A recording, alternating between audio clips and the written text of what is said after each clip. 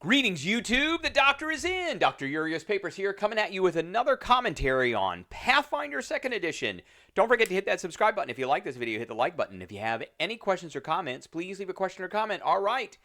Today we are reviewing the Druid for Pathfinder 2nd Edition, and we are giving the Druid an A-. There's a picture of the Druid, and here is the Druid stuff. Okay, so we are going to review this class. It is a wisdom-based class, so you will get a key ability of wisdom. It has pretty much similar hit points if we go back to the cleric. Right here, they're 8 plus con, and druids are also 8 plus con. So similar hit points. They're trained in perception, so they start out with that. They're not an expert in perception, so you, if you do want to increase that and increase, have an ability to increase your initiative, you will need to take the Canny Acumen feat, which is a general feat. They are trained in fortitude and reflex, and they're experts in will saving throws. They are trained in nature, obviously.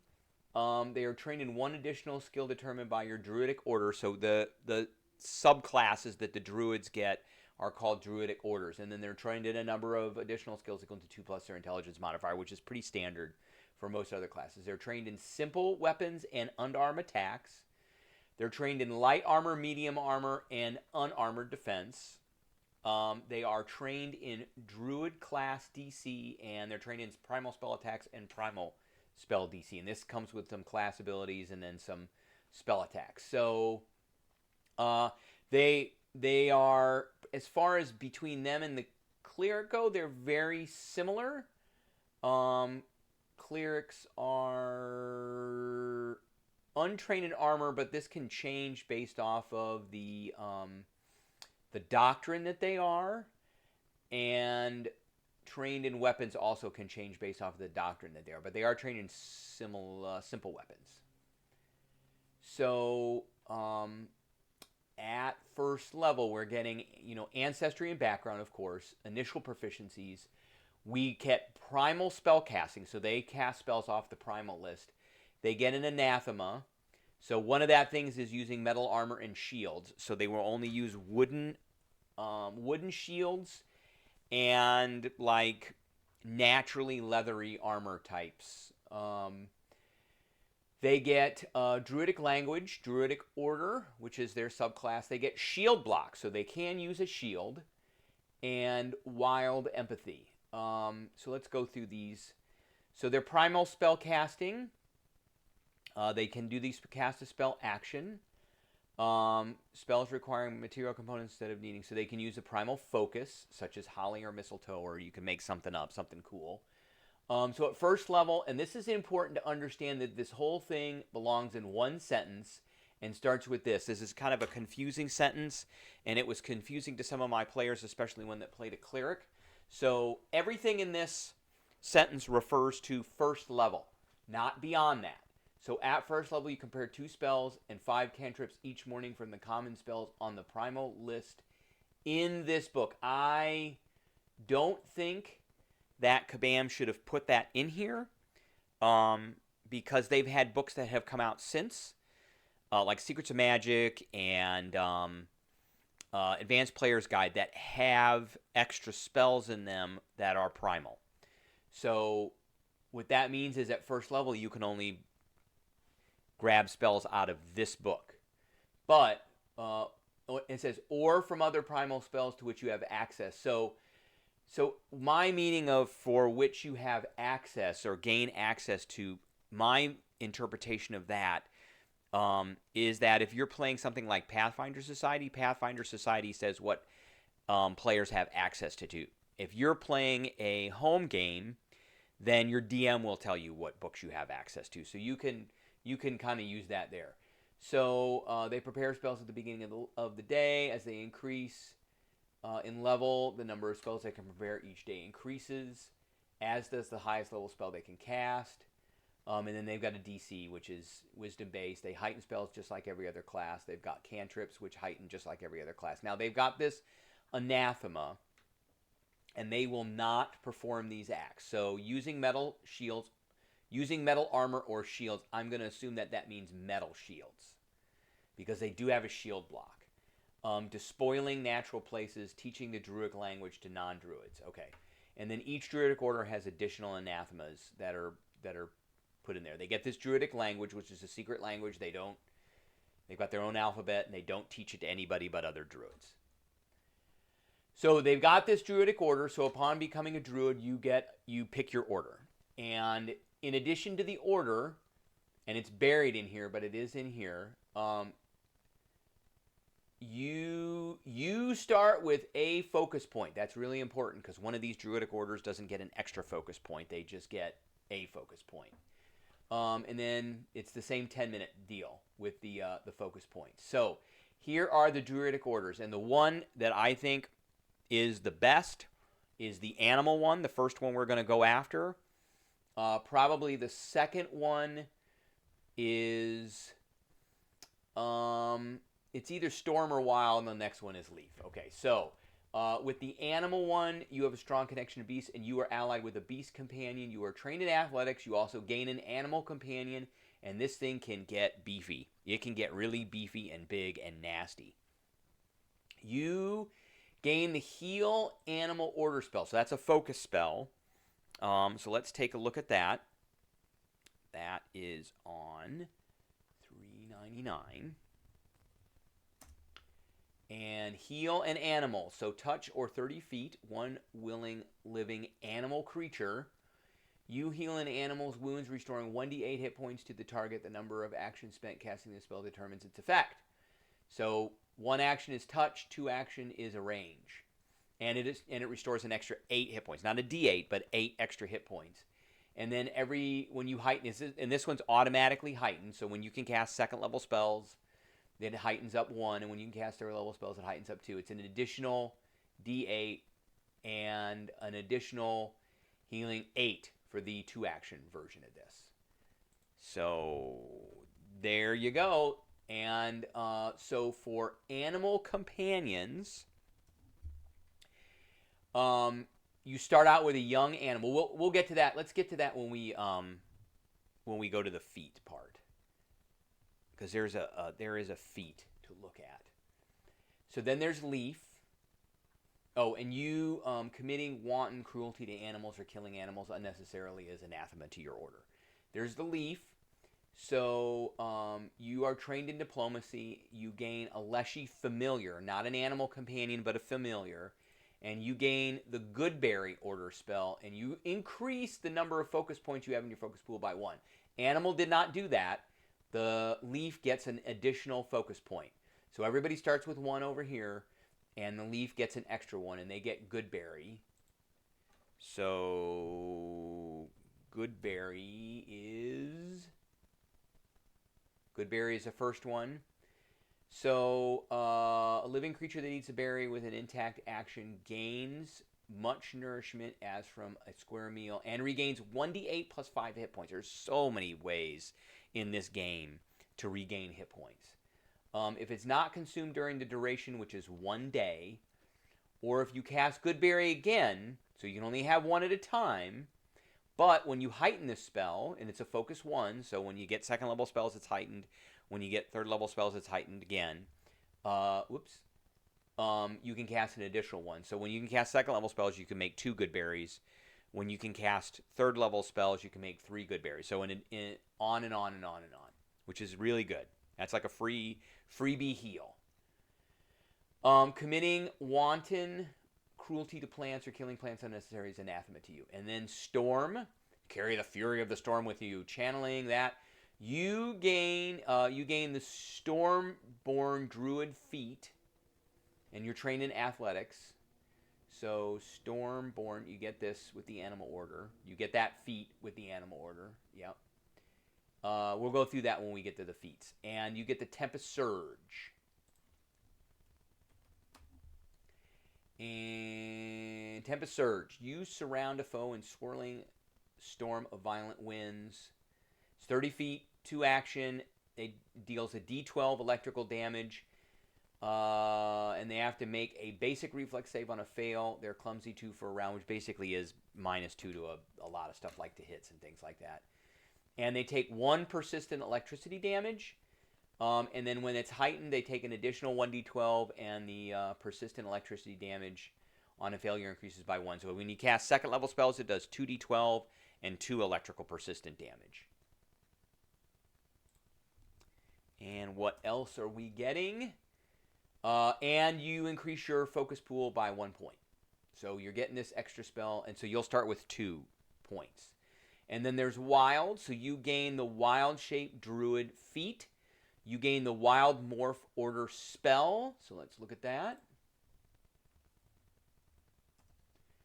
And it's right here, Wild Morph, your body choosing one of the following effects on your Wild Order. It lasts for a minute. If you have Wild Shape, you can morph your hands into Wild Claws. They deal damage. Still hold items. If you have Insect Shape, you can instead transform your mouth into an unarmed attack, which is a D8. If you have Elemental Shape, so these are different feats that you can take on top of Wild Shape. And if you have Plant Shape, blah, blah. If you have Soaring Shape, you can cast a spell as a 2-action and grow wings. And then it doesn't get heightened until you can cast 6th level spells or 10th level spells. So this is like the highest that it can go. And you can choose up to 2 of the effects from the list. And then your Wild Claws leave ragged wounds that do bleed damage. Okay. And you gain the Wild Morph Order spell. We looked at that, and the Wild Shape Druid Feat. Okay, you also get Shield Block. So you gain the Shield Block General Feat. Reaction lets you reduce damage with your shield, and which means you can raise a shield. You get Wild Empathy. You have connection to creatures in nature. You can use Diplomacy to make an impression on animals and make simple requests. So this is really good. I think the best thing about the Druids is their spell list is really open. So there's Druid Feats, Skill Feats, etc. Just like everybody else, they get an Expert Caster at 7th level. They get medium expertise in armor at 13th level, weapon specialization. So this is pretty general. Now the feats. So we've got Animal Companion. This is what's really good. So you gain the service of an animal companion, and here are the companions that you can choose from. There on page 214. Well, this is what it is. So you gain a young animal, and each animal has some base stats. So they're right here. That's the young animal base stat. And it has a base hit points. So as you gain levels, you might make further adjustments to your animal companion more proficient. So proficiencies, your animal companion uses your level to determine its proficiency bonus, and it's trained in its unarmed attacks, unarmored defense, barding, which is the armor you can put on them, all saving throws, perception, acrobatics, and athletics. Animal companions can't use abilities that require intelligence. So they could be doing perception, and you could be doing perception to seek or to find or something like that. And then they have their ability modifiers and then their hit points. Your animal companion has ancestry hit points from its type, plus a number of hit points equal to 6 plus its constitution modifier for each level you have. So, for instance, if we go to the Badger, it starts out with 8 hit points, and then it gets a number of hit points equal to 6 plus its constitution modifier. So when you go to 2nd level, its con modifier is +2, so it'll get another 8. So at 2nd level, this thing has 16 hit points. Okay? And then they go up from there. So if you're able to get a feat that can change them into mature, it increases strength, dex, constitution, and wit modifiers by 1. The damage type increases from 1 die to 2 dice, and its proficiency rank and perception all saving throws goes to expert. Increase your proficiency ranks in intimidation, stealth, and survival to trained. And if it already has one of those skills, it increase to expert. So this is one of the reasons I'm going through this, because this is one of the reasons why Druids are awesome. And then if it's medium or smaller, it grows 1 size. So if it's small, it becomes medium. And then later on you can choose nimble or savage. And the big one here is if your companion is medium or smaller, it grows 1 size. So if you you get it mature and it goes from small to medium, then you choose savage, it goes from medium to large, and that means you can ride it. And then it gets more bonuses. So here's all the companion types. We've got badger, and then there's an advanced maneuver they get. I think they get the advanced maneuver when they get savage or nimble, one of the two. Oh, it learns the advanced maneuver type. And yeah, when they become savage or nimble, you choose between the two, and there's a feat that we'll go through the feats and I'll show you. So there's a badger, there's a support benefit that always gets that, and then there's an advanced maneuver, which is this thing. There's a bear. A bear hug is the advanced maneuver. There's a bird. There's a cat. There's a dromaeosaur, which is like a velociraptor. Eventually, this thing will be large, and it'll be like an allosaurus. It has a darting attack. There's a horse, and champions can take the horse as well. There is a constrict. There's a snake. There's a wolf, and that's it. And then here's the familiars. I'm not really gonna go over the familiars because the Leshy is a familiar, but we're not concentrating on that. We're concentrating on the animal companions pretty much. But we'll go through these in the feats. So let's go back to the Druid and let's look at the feats. So, and then the last thing we're going to look at is we're going to look at the spell list. So there's animal companion feat, which the animal gets, and it says right here, prerequisite animal order. There's the Leshy familiar, which only the leaf feat gets, so they get those. And they use the familiar rules on 217. And familiars are more for like scouting and things like that. They're not for, they can be for combat, but they're not necessarily for combat. They're like near combat resources, or yeah, pretty much for near combat resources. The animal companions are extremely important in combat. And you can tell. So one other thing I do want to point out, you can tell your animal companion to do things. So riding has to be one size. You are now like a rider companion as long as it's one line larger than you. Your animal companion has the minion trait, and it gains 2 actions during your turn if you use the command and animal action to command it. This is in place of your usable effect. So you command it, and it goes. If your companion dies, you spend a week downtime to replace it. So you say go, it gets 2 actions. You can have it move and attack. Or if it's next to something, you can have it attack twice. Okay, so reach spell. This is more for the storm. It could be for, some of the other druids, but it's probably more for the storm druid. Stormborn is what you get when you're storm order. It lets you do, you do not take circumstance penalties to range attacks or perceptions caused by weather. And your targeted spells don't require a flat check to succeed against targets concealed by weather, such as fog, which is pretty good. The storm order are more of the ranged, and then there's widen spell, which again widens your spells, and that's more for the storm druid. And then there's wild shape, which is for the wild druids, and you gain the wild shape order, which lets you transform in a variety of forms that you can expand with druid's feat. So you start out with the wild shape order spell, which is on 401, and that you infuse yourself with Primal to transform yourself into another form. You can polymorph in any form listed in the pest form, which lasts 10 minutes. All other wild shape forms last 1 minute. You can add more forms to your wild shape list with Druid Feats. So you can also wild shape into the forms listed in animal form when you can cast 2nd level spells. So this is more for like insects, and then as you get higher level, you can get more powerful things. Okay, so second, Call of the Wild. You call upon creatures of nature to come to your aid. You spend 10 minutes, and you can replace one of your spells with a summon animal or summon plant. That's okay. It's not great. Enhanced Familiar. You infuse your familiar. So you have to have a familiar, which means you have to be the leaf druid. And you can select 4 more familiar traits. Order Explorer. You have learned the secrets of another druid order. Passing whatever rites of initiation. You gain the 1st level feat that's listed with that order, and are now a member of that order as well. So that could be okay. Poison resistance. Some of these 2nd level ones are not great. I've taken Order Explorer or Call of the Wild before. Poison resistance is okay. At 4th level, you get the form control with additional care. You can take an alternate form for a longer period of time. If your next action wild shape spell is too lower than normal, you can remain transformed for up to an hour. So you can go.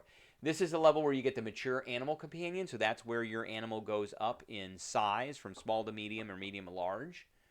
And then during an encounter, even if you don't use the command in action, your animal companion can still use one action on your turn to stride or strike. So it'll keep going.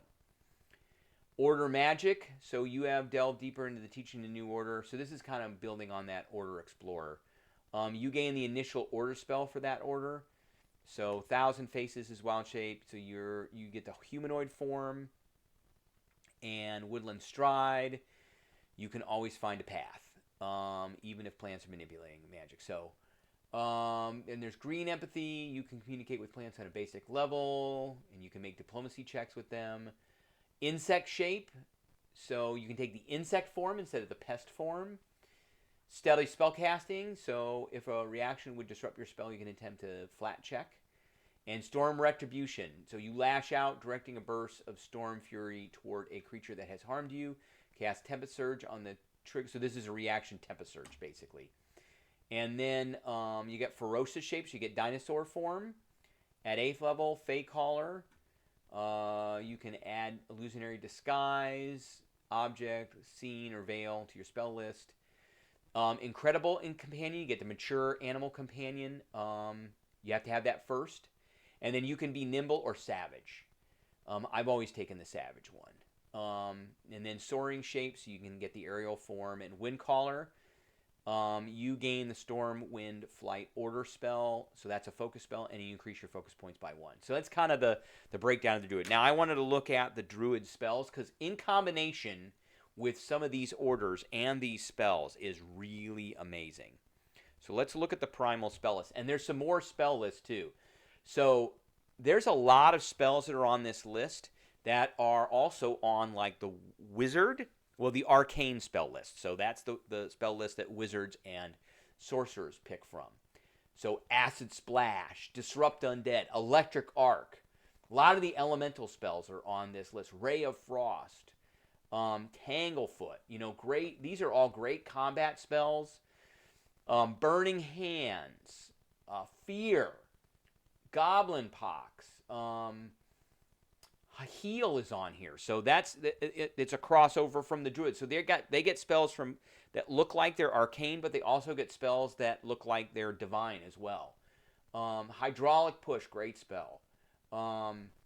Shocking Grasp, Shillaggle, also known as Shillelagh. Summon Animal, Summon Fey, all that. Acid Arrow, Barkskin, Dispel Magic, Endure Elements, Entangle, all the resist spells, restore spells, Summon Elemental, Primal, 3rd level spells, Blindness, Earthbind is a great one. Fireball, there's Fireball on this. Lightning Bolt's on this. Haste is on this. Just great, slow, Stinking Cloud, all kinds of great, spells to do tons of damage. I mean, imagine you've got a druid who's on the back of an Allosaurus, and the Allosaurus is attacking, and you're whipping lightning bolts and fireballs out. I mean, how cool is that? Just great. I mean, great, great, great spells. Storm of Vengeance, Meteor Swarm. You're on the back of a Tyrannosaurus Rex, and you are blasting with Meteor Swarm. Disjunction, Implosion, just awesome. Awesome spell list. All right. Well, that's what I got for you today. I hope you enjoyed it, and I will catch everybody later.